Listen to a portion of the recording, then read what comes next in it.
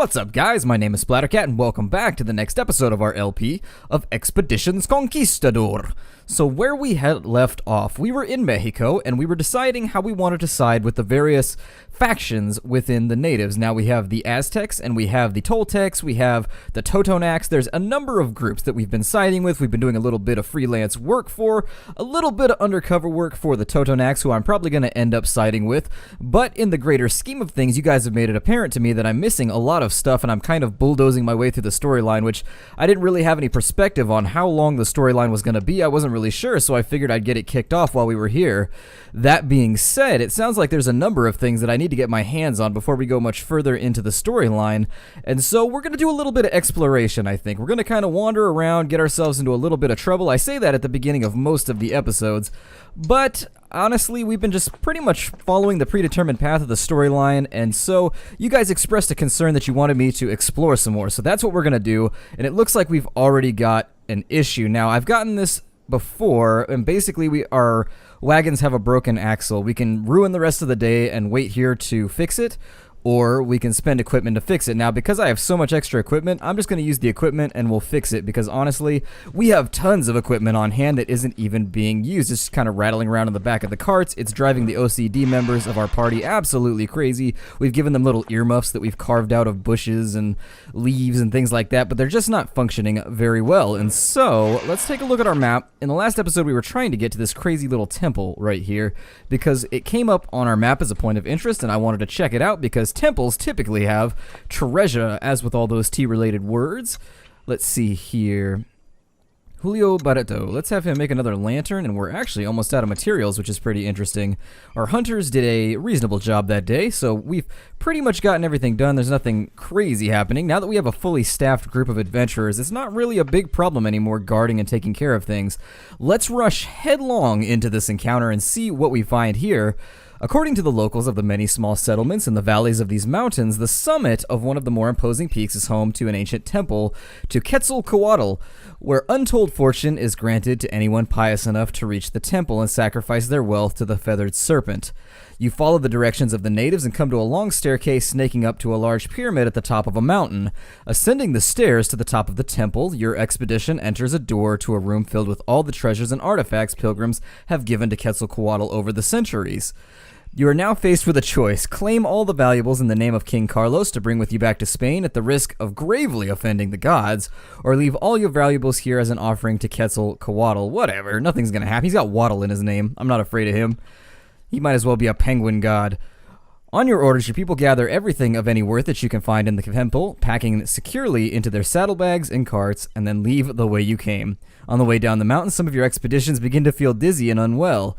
This quickly spreads to the rest of your expedition, as soon everyone is sick, suffering some unknown disease doubtlessly attributable to your audacious theft. Only you and those of your servants who haven't touched the loot remain in fighting trim. Interesting. So let's take a look at our group. What's gone? Oh my god. That's unfortunate. So I suppose we're just going to take a break here, and that's actually an unforeseen circumstance. We're going to rest here, and we don't have any guards or anything, so that was actually a terrible, terrible idea. I don't believe in superstition or anything of that nature, so honestly, I call BS on this whole thing, but what we'll do is we'll try and get as many people healed up as possible, I suppose.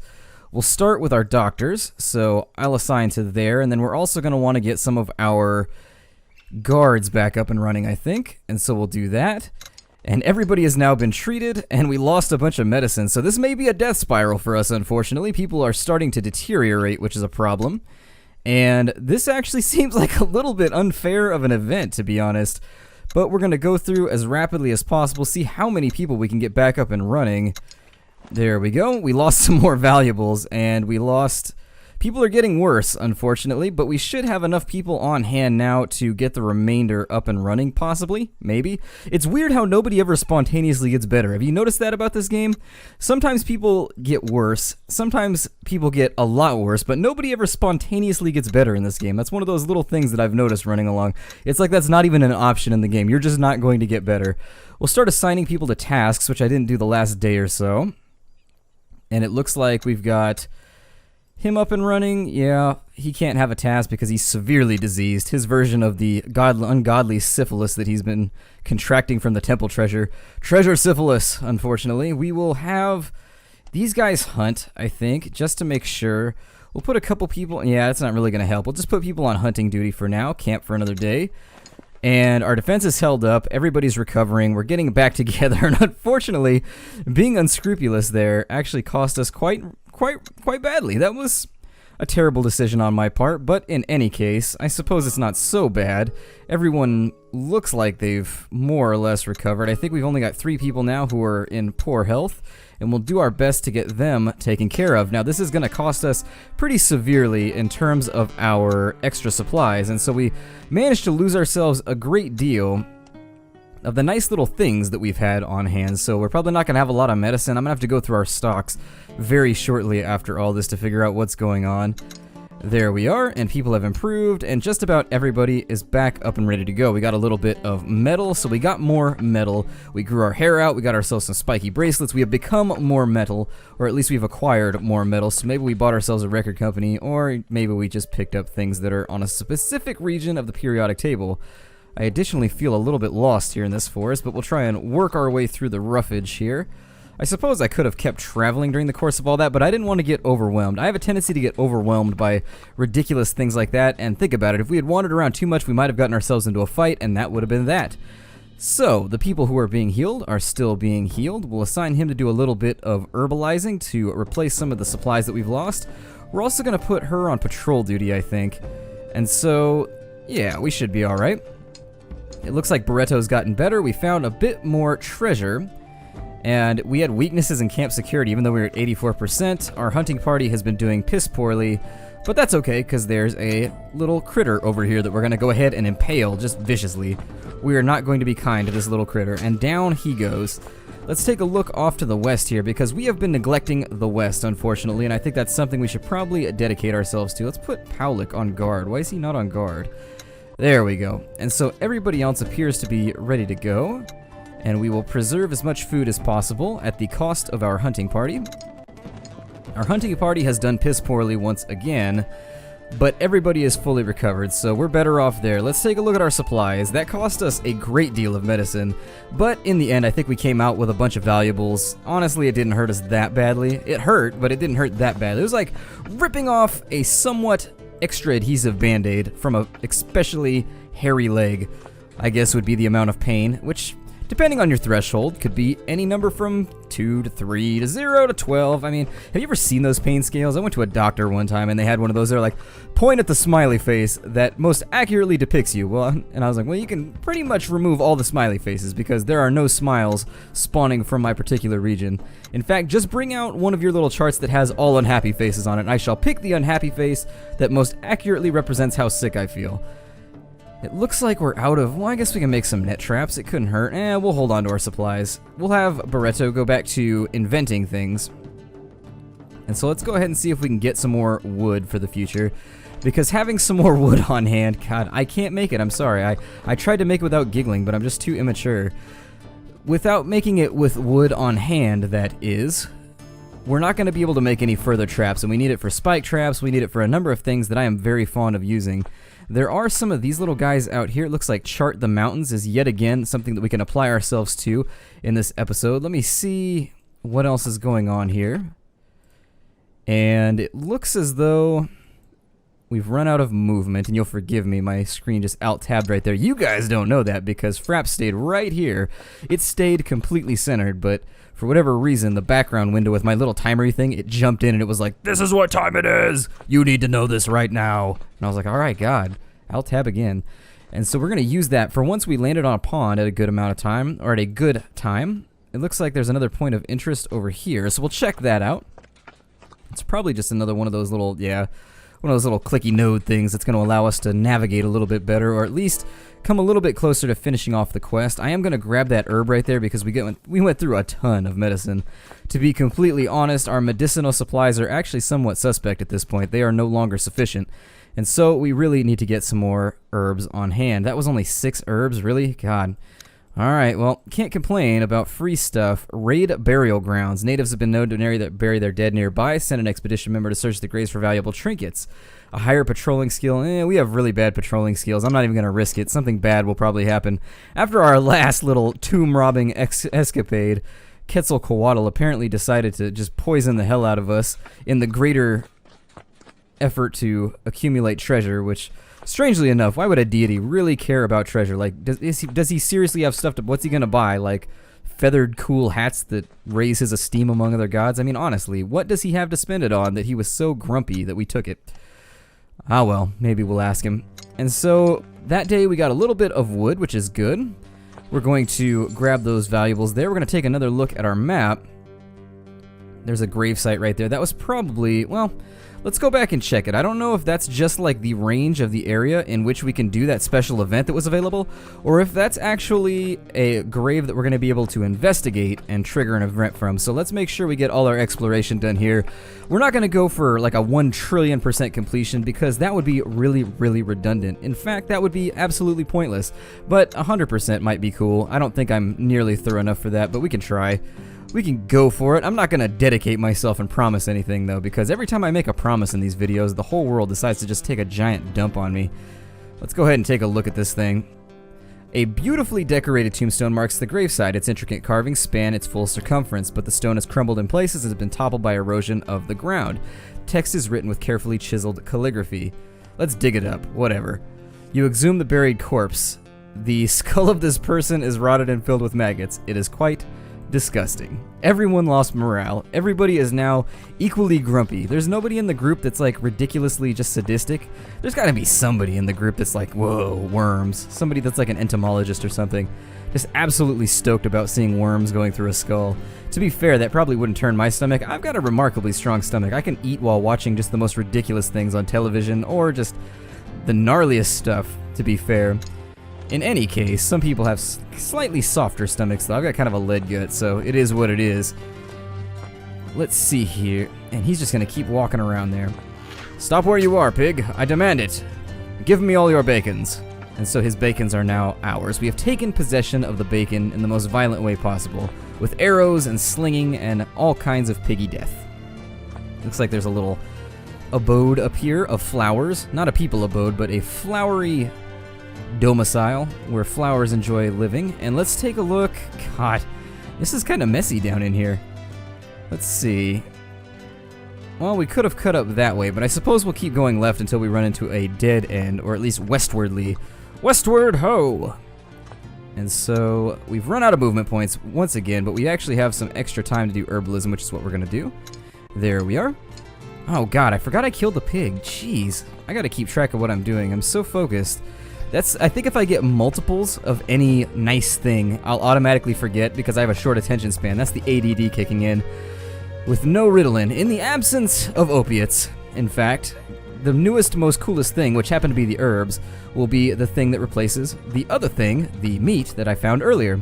It's a curse. It is indeed a curse. We can explore some caves right here, which is what I think I will do during tonight. Let's see here. What is this? Beware that these caves are dangerous. Let's see, your patrolling skill. Oh, I see. So we'll put them there. Let's go ahead and we'll take Vidal for the night. And we'll send her into the caverns because she has a maxed out scouting, so maybe she'll find something cool. It basically says she can explore the caves, and something bad might happen, but something good might also happen based on the fact that we have a high patrolling skill. And so you've unlocked Acts 1. Pedro Alvarado has sustained an injury. And if Vidal suffers an accident and returns with a harmless bone fracture. Now, hold on. I'm a little confused here. Did he go into the cave? I thought I took him off the assignment. Maybe they both went in. In any case, we're going to have to go ahead and get people healed. It's all good, though. It's all fine. Not necessary. Well, I mean, they're both combat units, so that's going to be a problem if we run into any trouble out here in the jungle, which the jungle does seem to have trouble in reasonable supply. They've just got ridiculous amounts of trouble trucks. I don't know if you knew that, but most trouble is delivered on trucks. That seems to be the best way by which the whole thing seems to be transferred from locale to locale. And so when the trouble truck arrived, it seems to have just dumped its payload on both Alvarado and Vidal. Lovely. And so, wait, what has happened here? Why can't Sanchez help? Oh, let's take none. There we go. Will that help? Yay or nay? Oh, Vidal doesn't have an injury. So I think we just got a bug right there. So I think Vidal was supposed to get the injury, but didn't. I think she came back and just broke somebody's leg because she was upset about not finding any treasure. Makes sense. I like treasure too. It makes me sad when I don't find treasure, which means I have lived a very sad and unhappy life because treasure is in short supply here in life. You've got to actually have strange, you've got to have, psychological treasures, like happiness, contentedness. Those are the treasures you got to rely on nowadays because, frankly, there's not a whole lot of gold treasure laying around. Unless you've got one of those little sweepery things that's shaped like a UFO on a stick. Then you wander around on the beach just beep, beep, beep, beep, beep, looking for stuff. What is this? Looks like we got some kind of puzzle or something right here.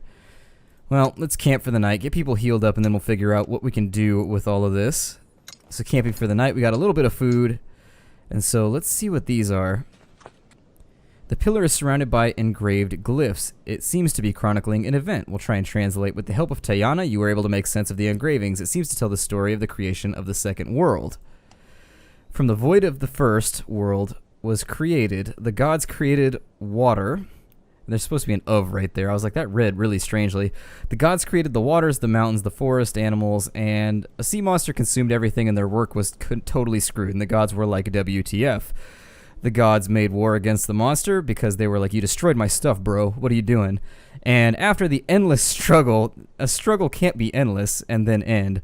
If it's endless, by definition, it never comes to an end. Maybe they're just being completely facetious there. They're hyperbole. It's tribal hyperbole. The gods recreated the world on top of a great beast, and the first people were formed to populate the new world, but the world was in darkness and there was no light. Nothing could live and nothing could grow without it. The great god of the north, Tezcatlipoca, saw this and sacrificed himself to become the first sun. This sparked the start of the first age. It was a prosperous time. The people thrived and revered their gods. This would not last as the gods were fickle and quick to anger. The first sun was destroyed by a rivalry among the gods, and in his rage, Tezcatlipoca commanded the Tehuatl to eat all the people in the world. Thus ended the first age of the sun. Can we read it again? Oh, you read it again. All right. So I don't really know how this whole thing's gonna help me. Let's go ahead. I would hate to think that this is one of those weird things that, if you don't read them all, something horrible happens when you activate this door. Let's see. Approaching the overgrown structures ahead, you find a towering wall blocking your path. It's adorned with murals and engravings depicting multiple anthropomorphic creatures. In the center of a wall, at the end of a road, an exorbitant gate is shining brightly in the sun. So we've got a furry gate hanging out in the sun here in the middle of the jungle. Let's see. The ground leading under the gate in front of you bears traces of some golden powder-like substance. The gate has multiple round protrusions on the surface, each adorned with engraved pictures. Above these pictures are more inscriptions. God, I don't even know what that was. That was just like, cease speaking, and my throat clogged up. You can't see any way to open the gate nor to scale the tall walls of the complex. Well, I suppose we'll look at the protrusions? I don't know.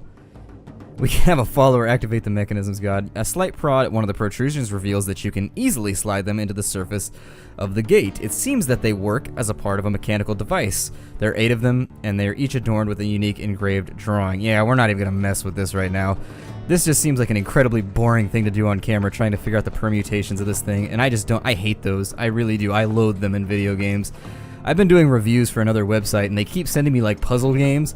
And I keep being like, you guys realize every time you send me a puzzle game, I just want to I just want to take a brick and just beat myself in the eyes with it over and over and over again until it becomes pointier and it hurts more and more. Because I'm just not a puzzle person. I hate it. I hate it when games put ridiculous puzzles in that you've got to sit there and rotate things and permute things. No thank you, sir. I took number theory in college. I have no desire to permute anything ever again. And so let's go ahead and grab this treasure here. This is going to be our reward for coming all the way down here. And I suppose that's going to be one of those weird things. I'll come back to it later. I really don't know whether or not it's going to be worth the effort. I don't want to do a cut fade or anything like that. So what we'll do is we'll just head back up to the north because frankly nothing has happened this episode aside from our terrible bout of diarrhea or whatever the hell it was that we got ourselves poisoned with. We ended up in that situation, which was absolutely no fun. Everybody's just pooping everywhere, doing the whirly bird. The entire campsite was just disgusting. It was just generally a situation in which I kind of wish that I was sick too, just so I could take part in the general destruction of our camps and our undies.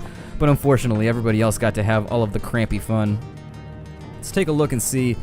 God, I wish I could set a waypoint all the way back to here and we could just kind of roam until we get there. Frankly, I feel like I just wasted an entire episode going west to find that gate that I don't feel like activating right now. I guarantee you how it works is I'll have to look at each one of those pillars and there'll be a storyline, and then with each of the little pedestal things, we gotta push them in the right order and they'll have a picture for the story. And if we mess it up, something horrible will happen. If we do it right, something crazy will happen. Unfortunately, pushing buttons is not something that I really feel like doing at the moment. I feel like fighting, I feel like warring and clubbing things to death. I feel like bearing the proverbial mahuatl against my enemies. And so it looks like we finally hit this little region that I was looking for. Maybe. There we go. And so we're going to sneak through this little pass right here, and we're going to go a little bit more northward. See if just anything interesting can happen in this episode, because I'm sorry, guys. I apologize. I would have cut all that had I known we were going to come to a ridiculous dead end. I was hoping for some kind of crazy battle on the edge of the jungle or something. The edgel of the jungle. That's like a cuter version of an edge, in case you didn't know. We can explore some caves. Oh god, we already did this, didn't we? Well, we can try again.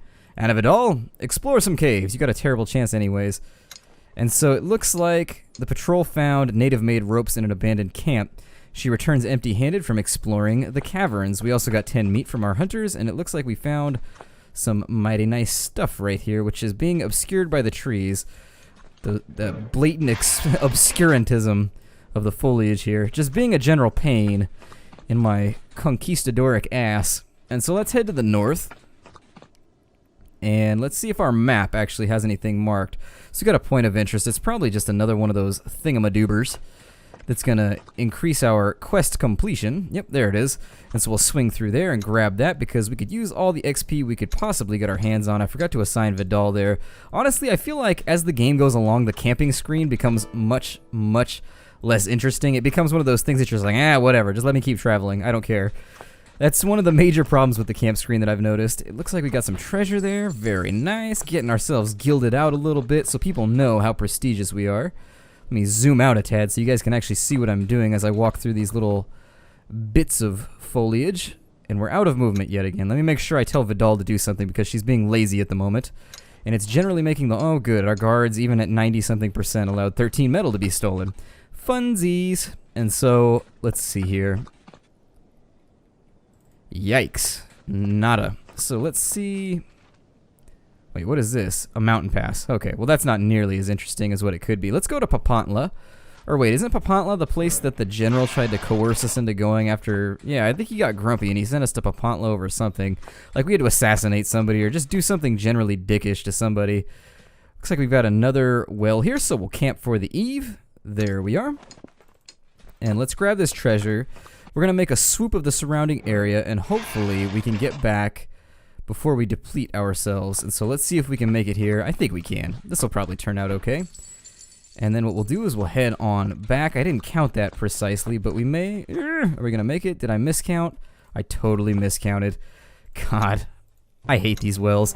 Sometimes these wells are just not well. They are quite... Well, they're a reminder of how inefficient I am, and nobody likes reminders of that, right? Nobody likes to be reminded how terrible they are at planning. I'm supposed to be the boss man here. So let's take one last look. Looks like we got a point of interest. What is this? An abandoned settlement. Let's check that out. Let's see what's going on with the abandoned settlement. Is it right there, or do I have to go around? I think I have to go around. We'll try and go around here. We'll spend the rest of the day walking around more trees. Really, if you think about it, that's how we've spent the majority... Oh, there's tents here. Interesting. So we'll take a look and see what's going on here. And it looks like we've got Spanish tents mixed with things. So while walking along the river, you spot the huts of a small Aztec village on the bank ahead. You come across the village with caution, but as you come closer, you see that the huts have been burned and no living soul is present. Let's enter. Upon entering the village, you find that a hasty palisade has been erected along the town, facing away from the river. Trampled tents, unmistakably belonging to Spanish military, lie scattered along the fortifications. Equipment is everywhere. Some of the huts have pots of preserved food, and it's flanked on either side by graveyards. Teresa Sanchez says, I have a bad feeling about this, Capitan. And so let's go ahead and investigate the huts. And so we investigate the huts and find some food. We systematically check things, which is much better than just wandering around, just kind of knocking things over and looking randomly. We apparently did it in a programming-esque fashion, stepwise. And so it seems like most of the food's gone bad, but we find something we can use. We also find a piece of paper that was dropped. It's a neatly folded note that reads in Spanish, I'm adjusting our plans. If we are unable to regroup after bringing the betrayer to justice, follow the river north to the old gate and wait by our depot. If we get there first, we will do the same. If the natives are restless, the supplies will be easily keep us alive for a few days until it's safe to start our journey back to the ships. The note is signed with the seal of Felipe Gutierrez. We'll investigate the graveyard. Both graveyards have placed so close to town that you presume whoever created them knew nobody was going to live in the town anymore. One graveyard has a score of primitive wooden crosses arranged in 3 uneven rows. The other consists of about twice as many similar crosses. Some of the crosses in the smaller graveyard have Spanish hats and keepsakes hanging from them, whereas crosses in the larger set are unadorned, but clearly both graveyards were created by Christians. We'll look at the palisades here. The palisades have visibly deteriorated and have stood unmaintained for at least a year, but clearly weren't impressive to begin with. Their woodworking skills are lackluster, and even at the grave we're going to taunt them, be like, you can't build worth jack, my dead friends. They do not appear to have been Spanish-made, as they don't resemble anything you've seen the Aztecs construct. You note that there are bullet holes in some of the wood facing away from the village, which suggests the attackers were Spanish or at least armed with European weapons. You're finishing up when, much to everyone's surprise, a group of native bursts out of the wilderness, armed and prepared to fight. Even more shockingly, your eyes are caught by sun reflecting off of a steel breastplate. 2 Spaniards are leading the charge. 2 arms, my brethren and sistren. 2 arms. And so we'll grab everybody we wanted to bring along. Where's my doctor? Hold on, what's gone wrong here? We need a doctor. Go away, Martinez. Nobody loves you. That may seem a bit harsh, but sometimes you'd have to send people away appropriately because they keep trying to sneak into your battle party, and frankly, I just get a little frustrated with them sometimes. They're like hiding in the back of the wagon, like, thinking they're going to make it into the battlefield. They're like children. They really are. It's like governing children. Let's see what this fight has going for it, and hopefully it's nothing too absurdly weighty. So it looks like we are up against a puddly area, and we have to escape. Yeah, we're not going to do that. We're just going to fight this one out. It's only 9 of them. We will take cover behind this hut. We will hoot it up. Ooh, they get to go first. Nice. They get a sneak attack. Very sneaky. Very sneaky.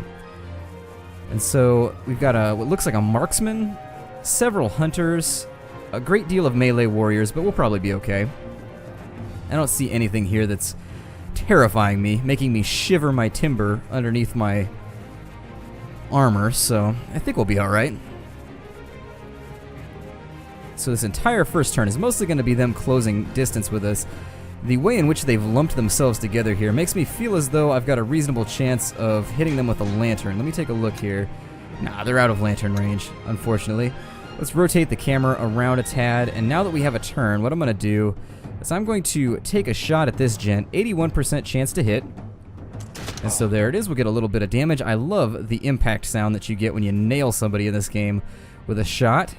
And what's the range on the throwing knife? 3, not enough. So what we'll do is we'll have everybody fall into ranks behind the building here, and the moment they get close enough, we're going to charge out like bats out of hell, which I don't know why bats are in hell. Bats seem like pretty friendly creatures to me. I used to play around with bats when I was out camping. You could throw things up in the air and they'd catch it in their mouths, do all kinds of crazy little bat tricks.